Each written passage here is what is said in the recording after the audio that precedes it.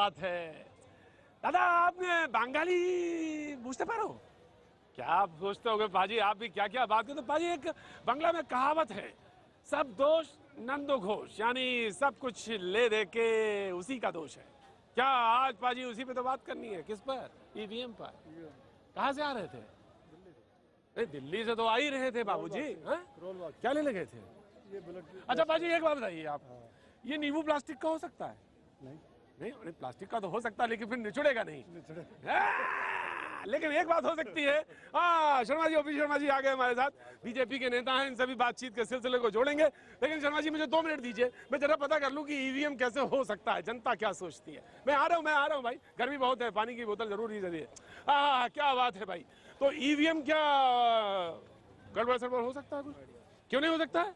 अरे जब petrol pump में वो चिप लग सकती है और कंट्रोल हो सकता है, तो वो क्यों नहीं हो सकता? हो सकता है जी, अगर करें तो होगा ना, ऐसे थोड़ी हो जाएगा। हाँ, कुछ विश्वास भी तो होता है ना? क्यों भाई साहब बहुत परेशान है कुछ? देख रहा था। हो सकता है जी, बिल्कुल सही बात है। हो सकता है, हो भी सकता है। सवाल क्या था ये बताइए? सवाल भी देखो ना, फोन आ गया पहले। नहीं सवाल क्या था ये बताइए? बीबीएम का नहीं, ईवीएम का। क्या बात है, जनता हिंदुस्तान की गजब की है पाजी, है ना? जिसको प्यार करती है आसमान पर चढ़ा देती। कितनी सीट दी थी? थोड़ा बोलो, मजा। कितना दिया था? 67 दे रखा था, कुछ ना मिला। जिसको प्यार कहा था मैंने, कहा जिसको प्यार करती है कहाँ चढ़ाती है? तब तो आसमान पर, और जब चटाती है धूल तो कहाँ? जमीन पे लाके खड़ी कर देती है। जमीन पे। अरे जमीन पे क्यों दिखाते हो बाजी? कैमरा नीचे ना लाया करो, आसमान पे रखा करो। तो बुलंदियों की बात आज होगी, और बात आज ईवीएम की होगी।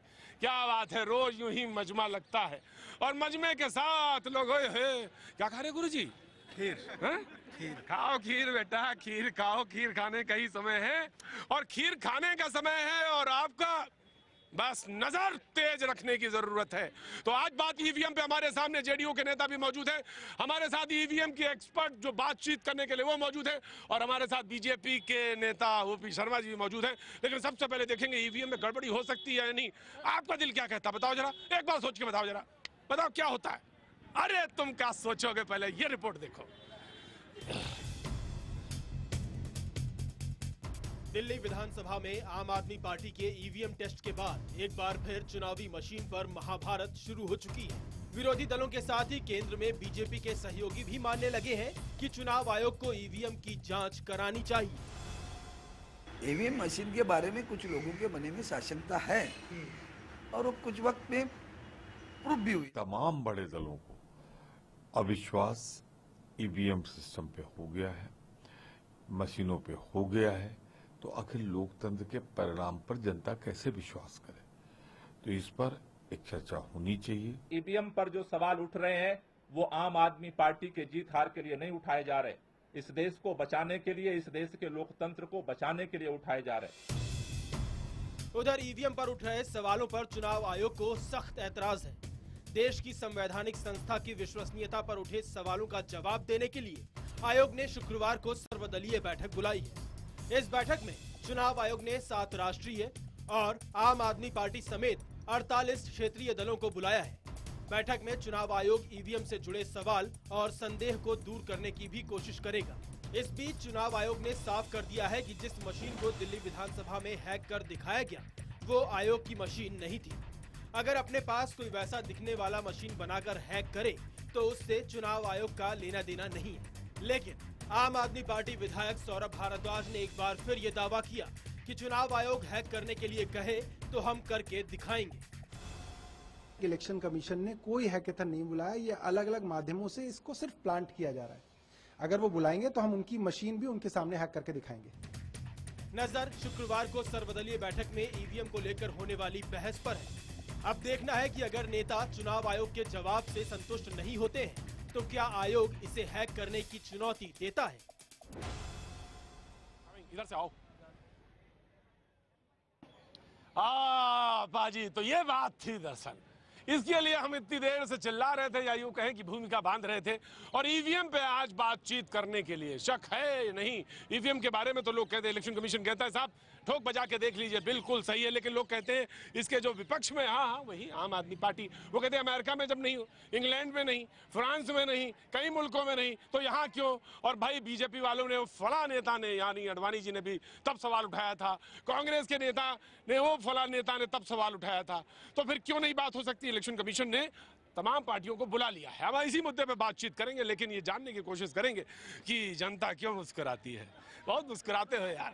अच्छा तुम मुस्कुराते हो तो मुझे समझ में आ जाता है तुम बोलना क्या चाहते हो। बीजेपी जीते इसलिए मुस्कुरा रहे हैं। बीजेपी जीत रही इसलिए मुस्कुरा रहे हैं। और क्या? क्या था, क्या बात है। कहाँ से आ रहे साहब? यहीं पर है कनॉट प्लेस में। हाँ तो अब मौसम तो थोड़ा ठीक हो गया, लग रहा धूप चली गई हल्की सी। आपको देख के रुक गए और हाँ हमको देख के रुक गए।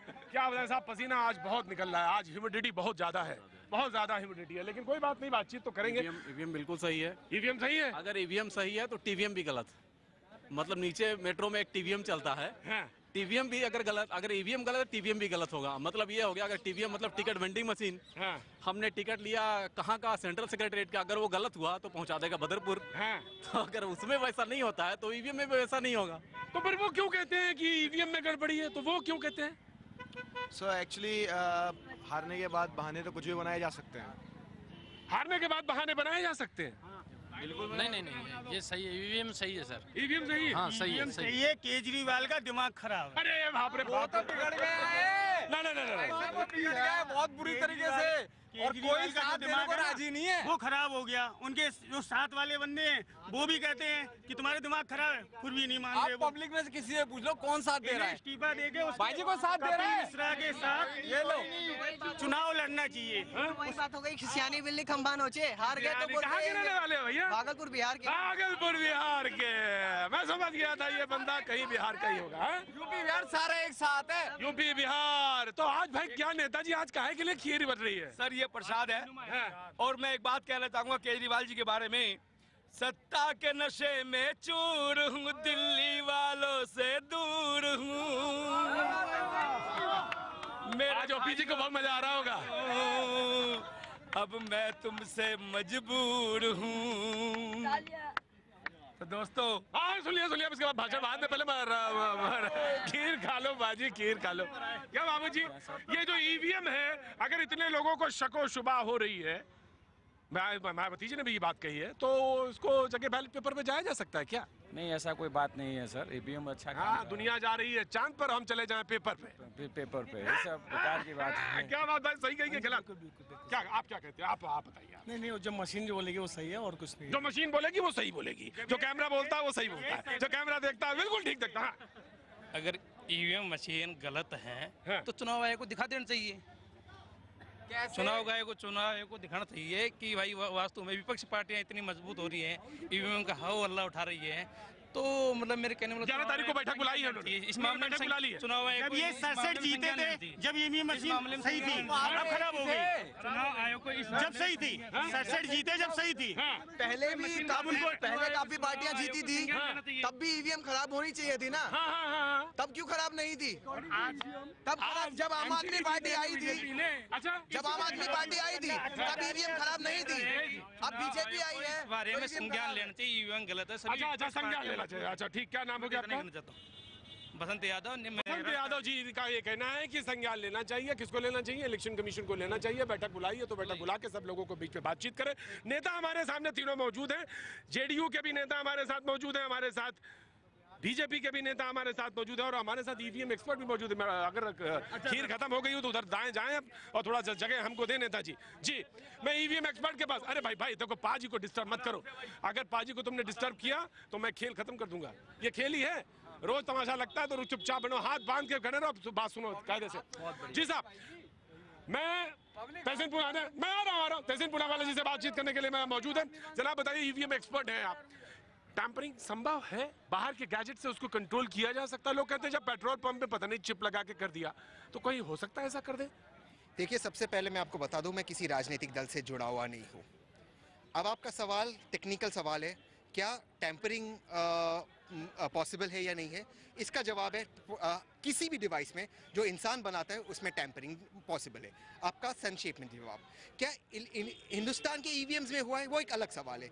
आपका सवाल है क्या पॉसिबल है? बिल्कुल पॉसिबल है, किसी भी डिवाइस में पॉसिबल है। तो ये कह रहे हैं कि आम आदमी पार्टी वाले की उनको बदल देना चाहिए, इस मूड से हट के वापस पेपर वाले मूड पे जाना चाहिए, दैट्स गुड। दरअसल आम आदमी पार्टी या कोई भी राजनीतिक दल ये बात नहीं कह रही है। वो क्या कह रही है मैं आपको समझाना चाहता हूँ और दर्शकों को, क्योंकि आज देश में माहौल बन गया है।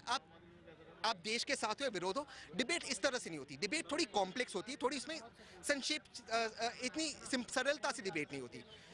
क्या कह रहे हैं लोग राजनीतिक दल कि अगर सुप्रीम कोर्ट ने कहा है, देखिए सुप्रीम कोर्ट ने माना ईवीएम में गड़बड़ हो सकती है, इसलिए सुप्रीम कोर्ट का आदेश है 2013 का, वीवीपैट होना चाहिए कागज का मतलब क्या है? मैंने साहब को वोट दिया, मुझे एक रिसीट मिल गई कि मैंने साहब को वोट दिया। ये रिसीट जानी चाहिए बैलेट के अंदर, बैलेट में बंद होनी चाहिए। अब साहब के वोट गिने चाहिए, वो वोट रिसीट के साथ मिलने चाहिए। अब क्या कह रही सारी पार्टी, आप इन रिसीट को और ईवीएम के कुछ में जो माटे उनके आप टैली करो, सिंपल। और कोई कुछ नहीं कह रहा, ये माननीय सुप्रीम कोर्ट ने कहा है। ये सारी डिबेट हैक हो सकता है, नहीं हो सकता है, ईवीएम में गड़बड़ है, नहीं गड़बड़ है, ये सारी मेरे हिसाब से ये डिबेट का कोई मतलब नहीं, क्योंकि माननीय सुप्रीम कोर्ट ने 2013 में करा, इसको रिसीट कर दो क्योंकि ईवीएम में गड़बड़ हो सकती है। ओपी जी, शर्मा जी, बीजेपी का पक्ष। देखिए जहाँ तक ईवीएम है, जब कोई हारता है तो खिसियानी बिल्ली खंबा नोचती है। जब आप 67 सीट जीतते हैं तब ईवीएम ठीक होती है। तो वो तो कहते हैं कि अडवाणी जी ने भी एक बार सवाल उठाया था। नहीं, मति भ्रम तो किसी को भी हो सकता है, इसमें क्या बात है। जब किसी की स्वार्थ की पूर्ति नहीं होती तब लोग तरह तरह की बातें करते हैं। अब मैं ईवीएम मशीन की बात करता हूं। इस देश में डिफेंस और एटॉमिक एनर्जी, इन दोनों के पीएसयू ने मिलकर इस मशीन को ईजाद किया और ये मशीन भारत का गर्व और गौरव है। इस मशीन में किसी प्रकार का कोई बदलाव यदि करने का प्रयास किया जाएगा तो इसकी चिप बर्न हो जाएगी, उसमें किसी प्रकार का कोई काम वो मशीन आगे नहीं करेगी। केवल अच्छा, इसके विषय में मुझे और भी कहना है। मैं आ रहा हूं, मेरे इसके अंदर में कहना है, जनता भी बोलने को तैयार है और बहस जोरदार है और फुटपाथ पे है, उमस लाजवाब है। वक्त छोटे से ब्रेक का है।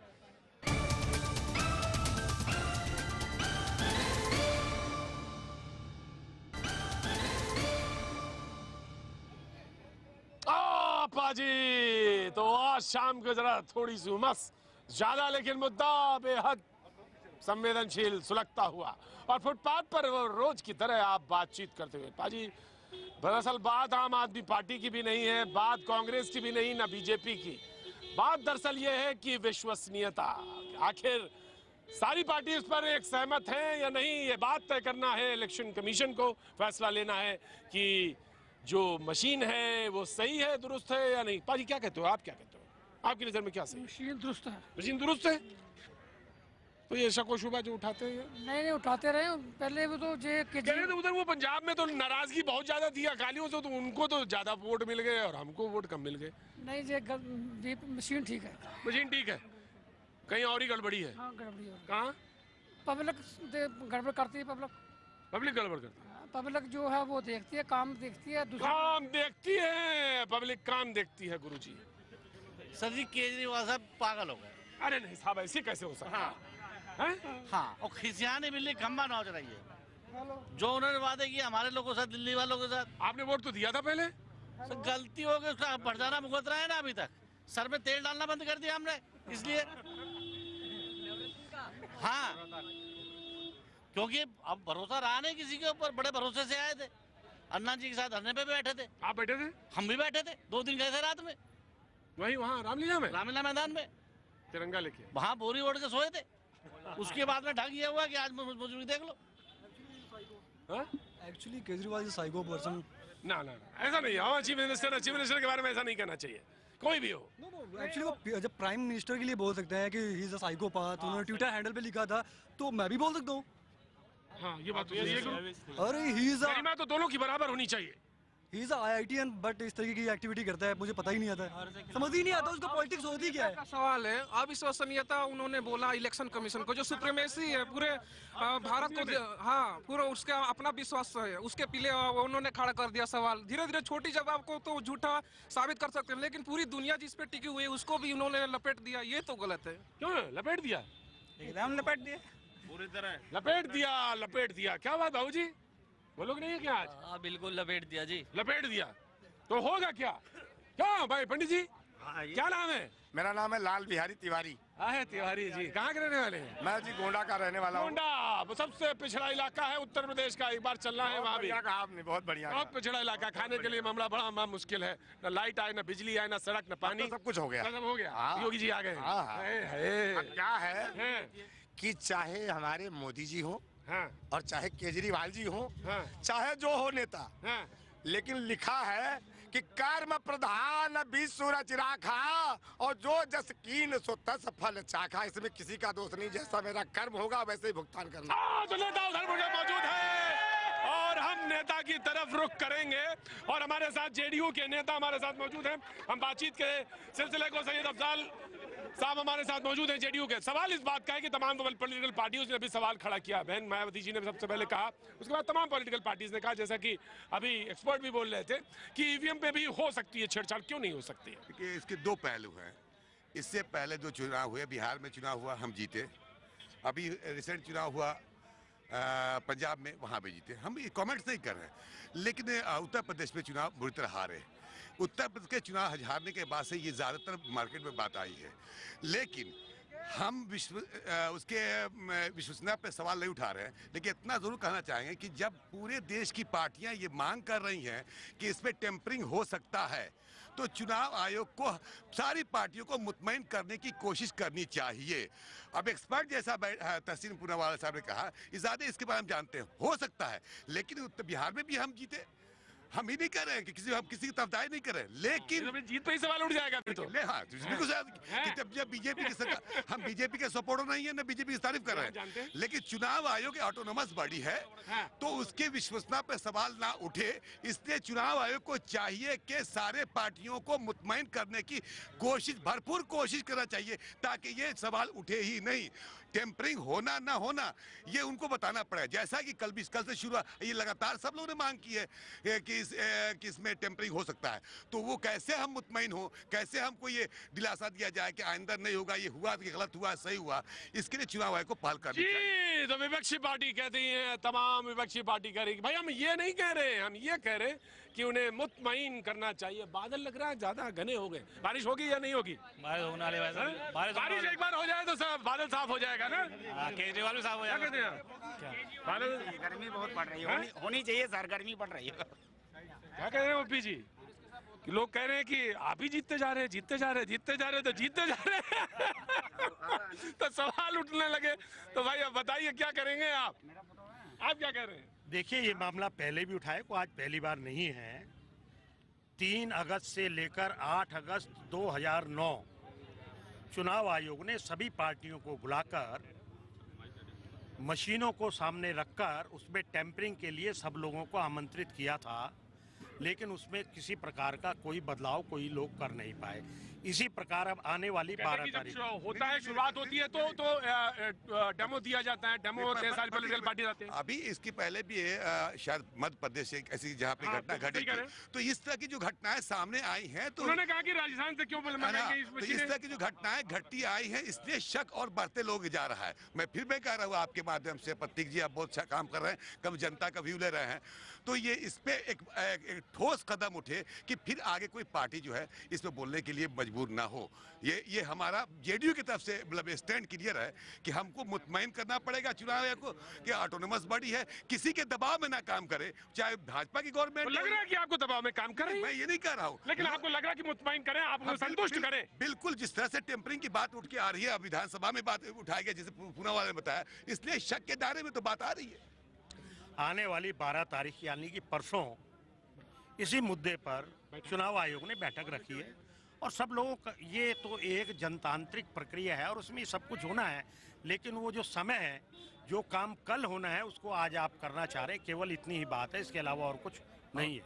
और दूसरी बात यह है कि बिल्कुल एक बात उठी कि हम वोट आपको दें तो मतदाताओं को कैसे ये कॉन्फिडेंस हो कि हमने वोट दिया तो प्रतीक जी को दिया। वो आ जाए वीवीपैट की जो बात हो रही है, अगर ये ऐसा होता है जाहिर सी बात है मैं 1 नंबर पर दाबे या 2 नंबर दाबे जो भी दाबे आप, लेकिन वोट देने के बाद से ये मुझे मालूम हो जाए कि मैंने बीजेपी को वोट दिया, कांग्रेस को दिया कि सपा को दिया, बसपा को दिया, ये अंधेरे में है, ये एकदम अंधेरे में। और इसकी जो मांग उठ रही है मैं समझता हूँ व्यक्तिगत तौर पर ये होना चाहिए। मुझे मालूम हो जाए कि मैंने वोट आपको दिया, प्रतीक साहब को अगली बार एमपी बनाना है मुझे, तो मैं आपको वोट दिया कि नहीं किया, ये साबित होना चाहिए। धोखे में ना आना तुम। चलो इधर भाई। हाँ जी, देखिए मैं कुछ बातों को पब्लिक के सामने साफ करना चाहता हूँ।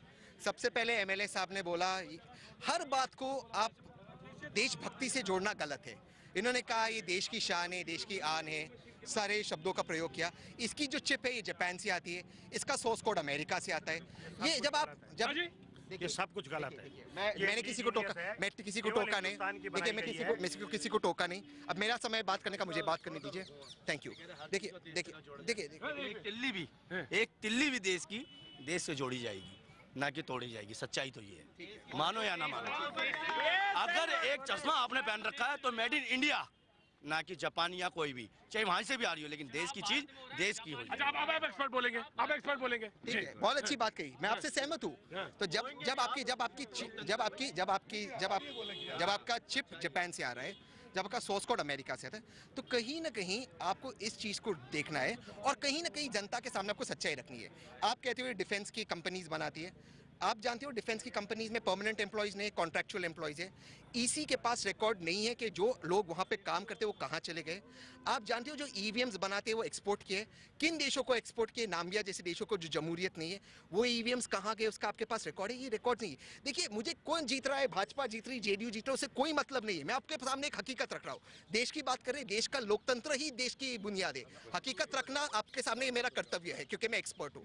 दूसरी बात आप कह रहे हो कि बार बार ये कहते हैं कि 2009 में ईवीएम हैकिंग का चैलेंज हुआ था। मैं उस चैलेंज के बारे में कुछ जानता हूँ। ईसी इलेक्शन कमीशन चैलेंज देती है, जो कंपनी मैन्युफैक्चर करती है वो आपको लीगल नोटिस देती है, आप हैक करोगे हम आपको कोर्ट ले जाओगे।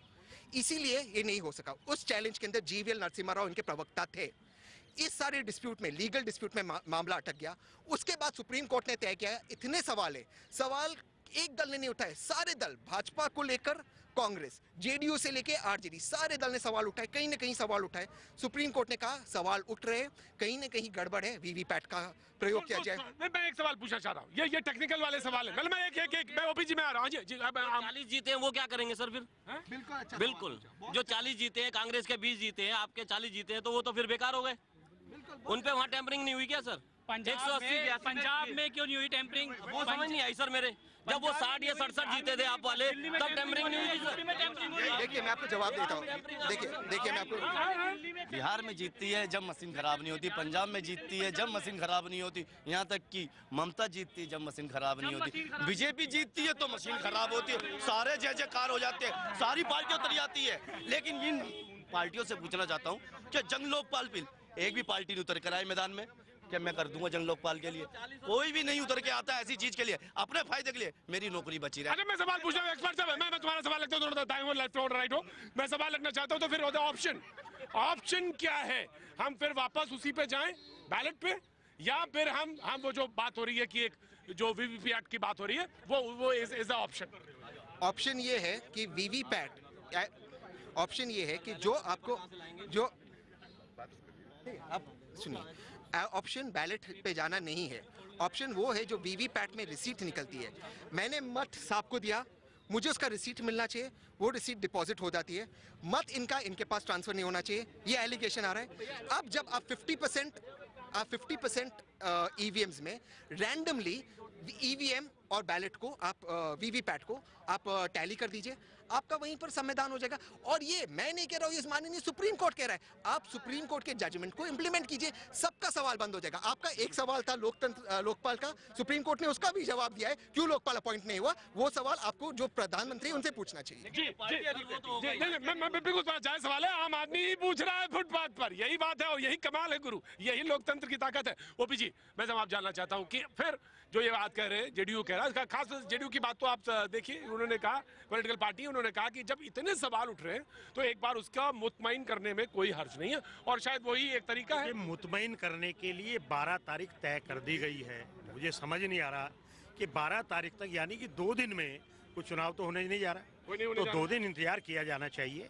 और चुनाव आयोग का ये काम है कि सभी पॉलिटिकल पार्टी, उनके टेक्निकल लोग, उनके हैकर्स, उन सबको बुलाएं और उनको खुला चैलेंज दें। तो 5 दिन, 7 दिन, 8 दिन वो सिस्टम चले और उसमें जिस लोगों ने जो कुछ करके दिखाना दिखाया जाए। दूध का दूध, पानी का पानी होने से दूध का दूध, पानी का पानी हो जाए। जी जी, 50 आदमी हमारे साथ हैं तो जरूरी नहीं कि कल को दिखा दो 50 आदमी भाग थोड़ी जाएंगे। इनका भी संतुष्टि हो जाएगी कि साहब मशीन सही है या गलत है, कि जी वायलेट पेपर से कर लो, 50 आदमी तो हमारे साथ हैं ही ना, तो मशीन का सहारा क्यों ले। जब आदमी को हमें लग रहा है कि 100 आदमी भड़क रहे हैं तो 50 आदमियों का इलेक्शन करा लो, हमारे तो साथ हैं ही। सर मैं ये सिर्फ ये कहना चाहता हूँ, इतना बैलेट पेपर हम लाएंगे कहाँ से? सर पहले भी आता था, कहाँ से लाएंगे? मशीन में किस लिए किया गया? टेक्नोलॉजी किस लिए लाई गए? हमारे टेक्नोलॉजी इसलिए लाई गई है ना कि जल्दी से जल्दी काम हो, और पेपर कितना पेड़ काटेंगे हम? अभी इतना पेड़ कट गया दिल्ली में। क्या बात है, क्या नाम है तुम्हारा? ललित शर्मा। ललित शर्मा जी कहते हैं कितना पेड़ काटेंगे आप? कितना पेड़ पंडित जी, कितना पेड़ काटेंगे यार? जितना काटेंगे आप अपने लिए काटेंगे, हम हमारे लिए थोड़ा काटेंगे। तो बच्चा कैसे जिएगा? बच्चा कहाँ से जिएगा जब पेड़ काटेंगे? लेकिन फिर बात है टेक्नोलॉजी की, और फिर बात है जो ओपी शर्मा जी ने कही, और बात जेडीयू की तरफ से कि मुतमईन करने की जरूरत है, थोड़ा धैर्य रखिए, मीटिंग होने दीजिए परसों, दूध का दूध, पानी का पानी हो जाएगा। वक्त है छोटे से ब्रेक का, ब्रेक के बाद हम फिर हाजिर होते हैं।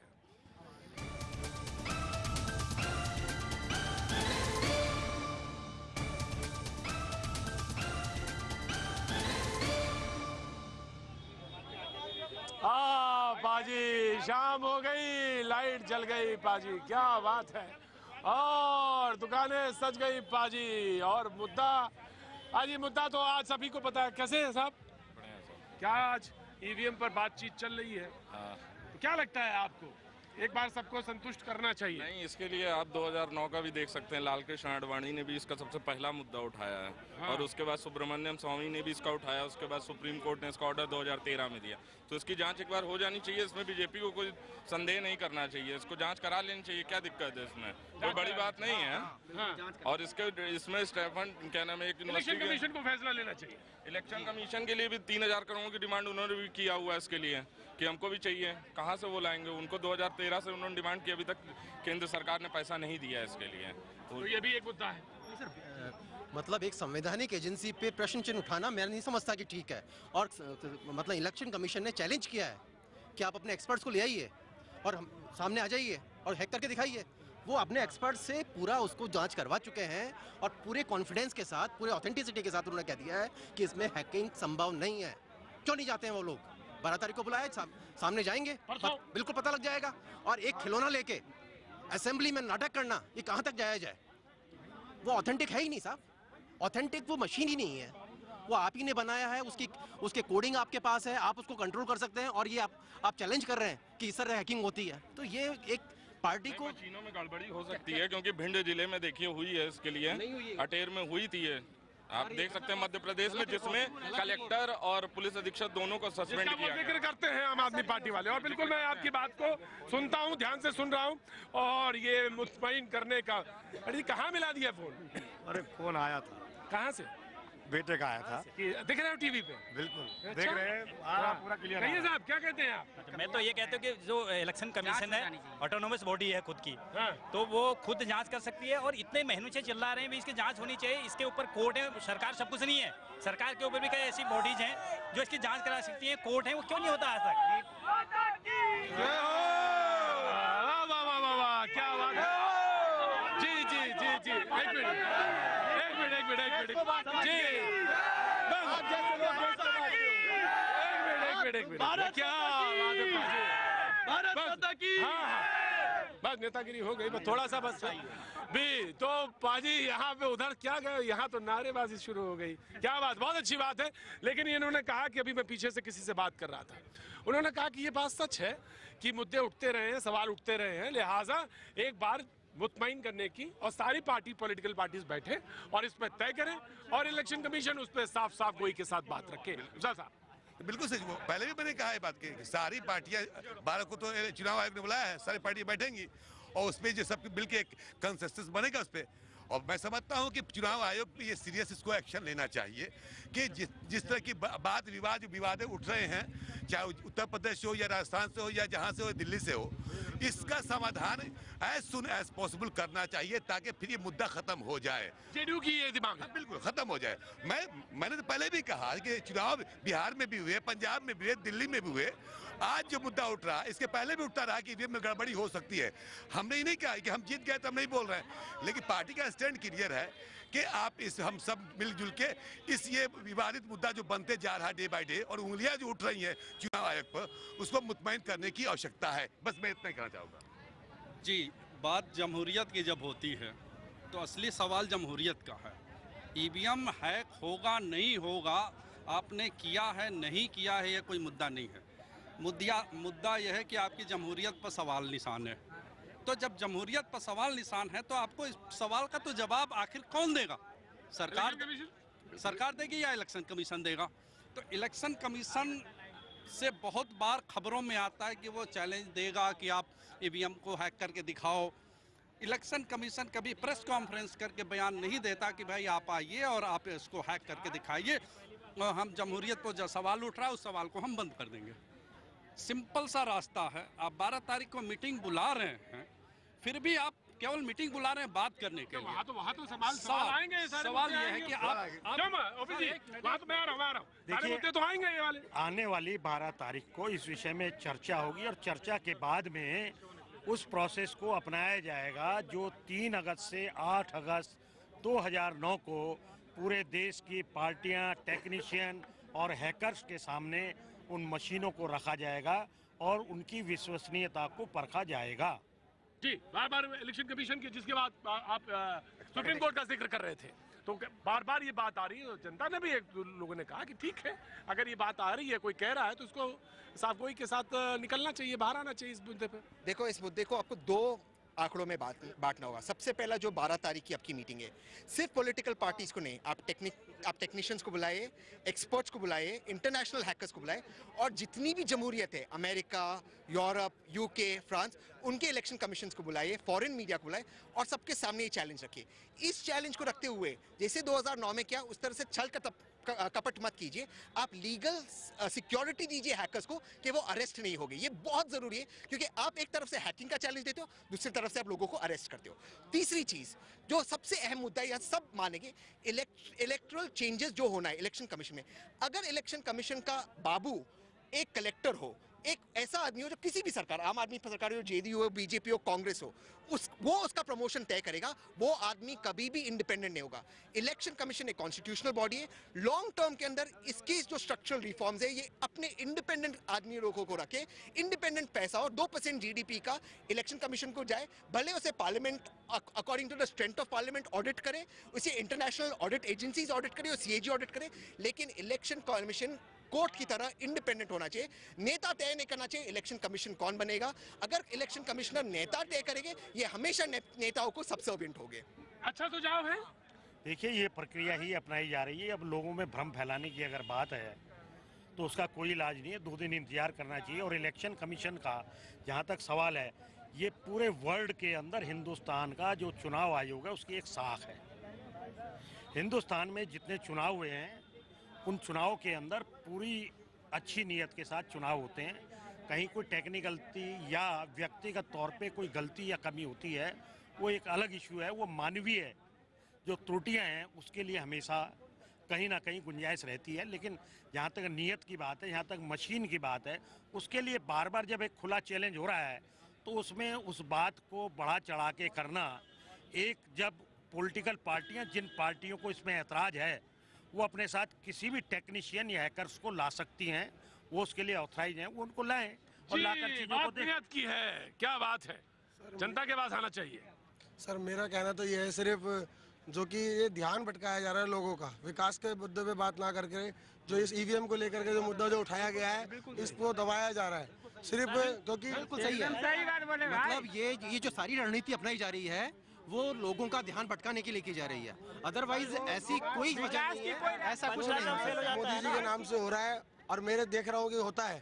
जो हमारे यहाँ के जो नेता आज MCD के अंदर भी जो जीत के आए हैं, मोदी जी का नाम लेकर के स्वास्थ्य या सफाई अभियान इतना अच्छा चला रहे हैं कि लोग खुद हर रोज गली, अभी मेरे ख्याल से शपथ भी नहीं ली है, हमारे यहाँ के काउंसलर गलियों में आकर के सफाई खुद करने लगे। जो नए चेहरे बच्चा जब फेल हो जाता है ना तो रिजल्ट के बहाने बनाता है। यही हाल इन लोगों का। जब 2009 में ये थे तो इन्होंने क्यों नहीं कराया उसका जांच?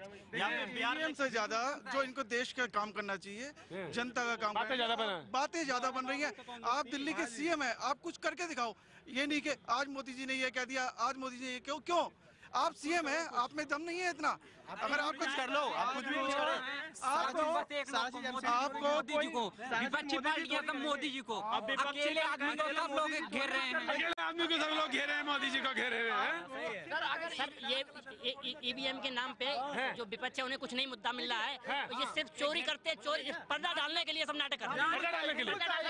सर अगर EVM में गड़बड़ी होती तो पंजाब के भी यही नतीजा थे। बिल्कुल सर बात बोल रहे हैं, नाच में जाने आंगन टेढ़ा, नाच में जाने आगे आंगन टेढ़ा। खुद अपने विकास कर नहीं पा रहे, जनता को खुश कर नहीं पा रहे, इसलिए अपने आप का मुद्दा उठा रहे हैं लोग। मोदी जी पे भाई घर पर नहीं जाना है क्या आज? एकदम जाना है सर, लेकिन तो तमाशा ही देखे हुए आज। तमाशा नहीं है सर, ये तो हमारे केजरीवाल जी ने तमाशा बना रखा है। भाई क्या बात है?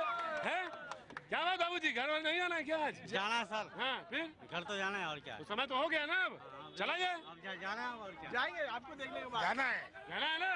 तो भाई बात आज सिर्फ इतना ही, और उधर तैयारी आर पार की, और अमित जी तैयारी कर लिए हैं।